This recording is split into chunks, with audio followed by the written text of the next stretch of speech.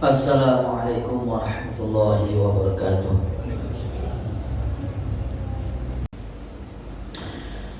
Alhamdulillah rabbil alamin, adada khalqihi wa ridha nafsihi wa zinata arshihi wa midada kalimatihi.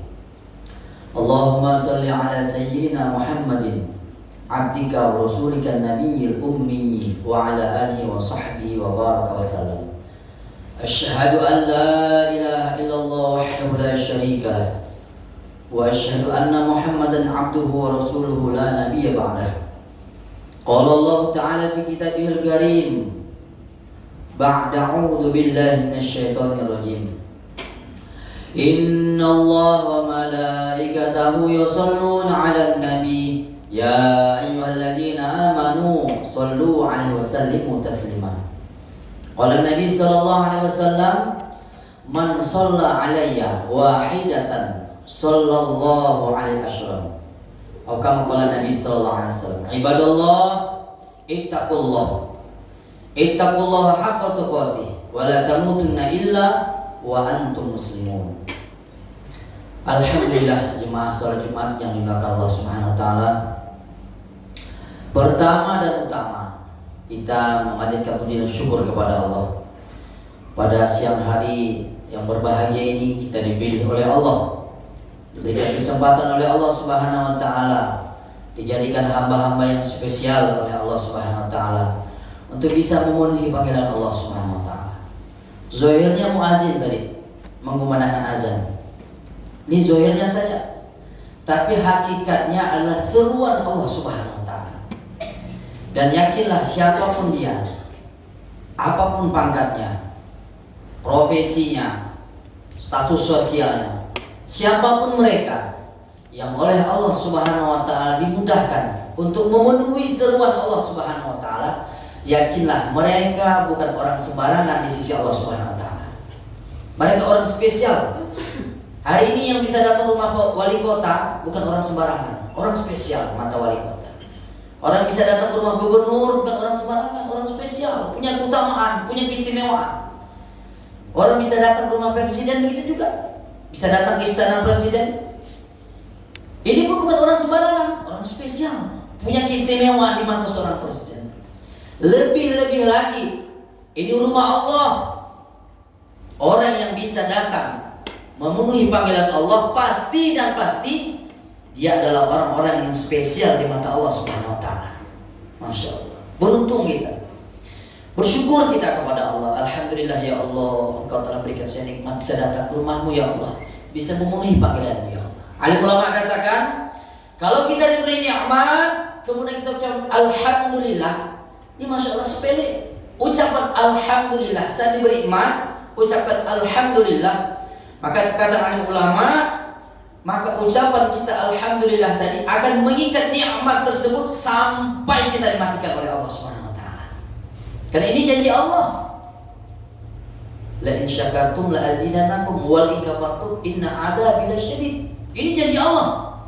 Kalau diberi nikmat kita syukur, kita puji Allah, kita sanjung-sanjung Allah, sucikan Allah, besarkan Allah, maka nikmat ini akan Allah tambah lagi sampai kita mati. Tapi sebaliknya kalau diberi nikmat lupa, bahkan ingkar kepada nikmat Allah, lupa mensyukuri nikmat Allah, maka bukan diistiqomahkan dalam amal, tapi nikmat ini sedikit demi sedikit akan dicabut oleh Allah. Wa na'udzubillah, sampai manusia ini mati dalam keadaan dia kufur kepada nikmat Allah Subhanahu wa taala. Maka perkara yang penting ini syukur kepada nikmat Allah. Dan kita alhamdulillah pada hari yang berbahagia ini kita diberi oleh Allah. Bukan karena fasilitas yang kita miliki, bukan karena kita pengurus masjid, bukan karena kita lagi sehat, bukan. Semua semata-mata atas taufik dan hidayah Allah Subhanahu wa taala. Ke orang-orang tua kita dulu Pak, Masya Allah, orang tua guru ngaji di kampung-kampung, Pak Lebay.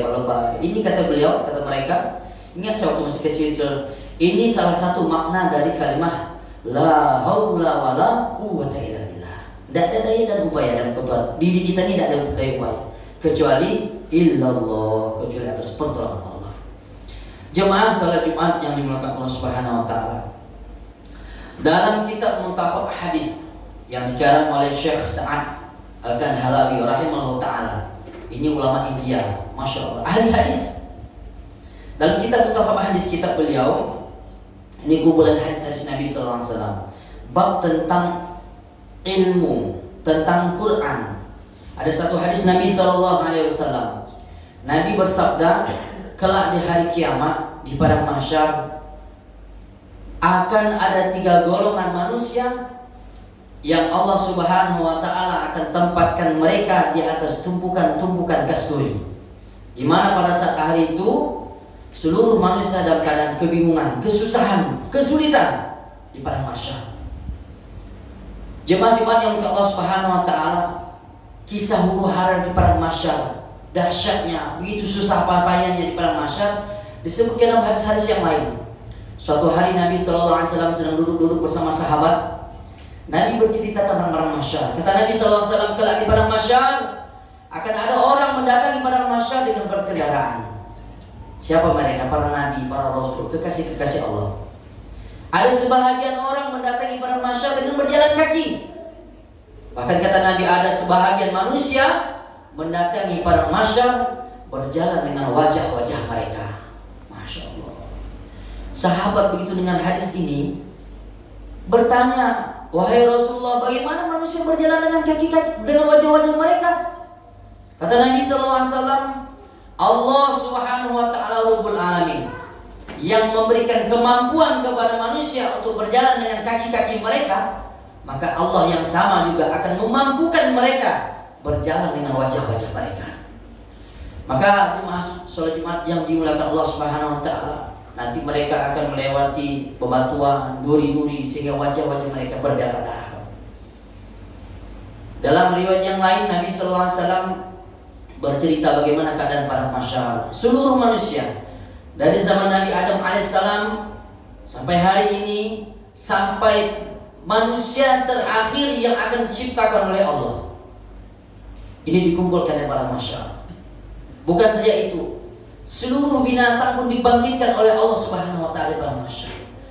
Seluruh manusia Allah Subhanahu wa taala kumpulkan dalam keadaan tidak memakai sehelai benang pun. Tidak pakai pakaian, tidak pakai baju, tidak pakai celana. Sehelai benang pun tidak nempel badan. Bahkan kita Nabi dalam keadaan tidak berkhitan, tidak sunat, laki perempuan.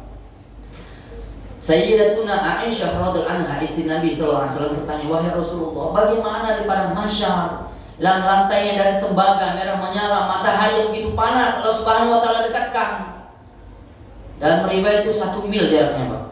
Hari ini bermiliar-miliar mil dari kepala kita ini. Kalau kita berdiri di tengah padang pasir, tengah padang yang terbuka, panas menyala, Masya Allah, tidak mampu. Apalagi ini di padang mahsyar, lantai dari tembaga merah menyala, panas, matahari begitu dekat, tidak pakai pakaian lagi, tidak sehelai benang pun.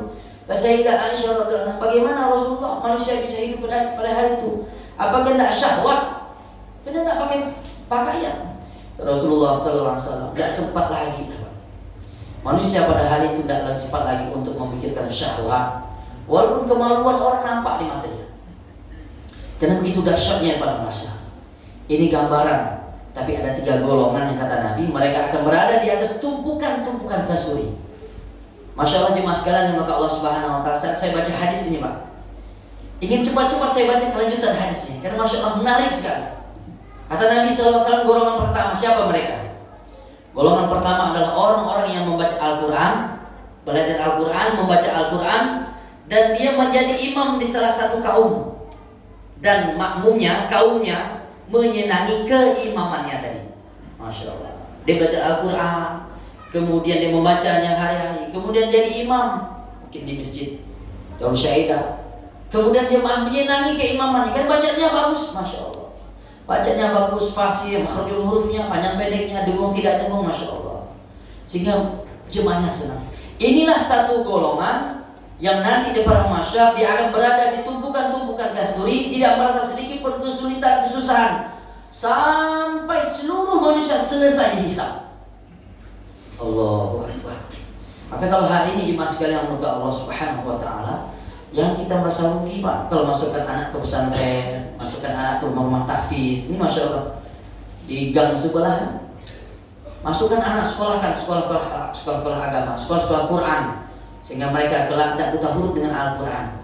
Mungkin 5 atau 10 tahun mereka udah jadi imam dengan bacaan yang fasih, Masya Allah. Dan hari ini juga kita yang udah tua-tua nih, Masya Allah. Jadi saya juga udah tua, udah 41 tahun. Jangan merasa terlambat untuk belajar membaca Al-Quran. Terlambat dah, saya udah umur 60 tahun. Tidak ada kata terlambat untuk baca Al-Quran. Tidak ada terlambat dan tidak ada kata sia-sia untuk belajar Al-Quran. Jangan bawa gengsi gitu. Saya kan kepala dinas, masa saya belajar dengan staf? Ini orang sombong.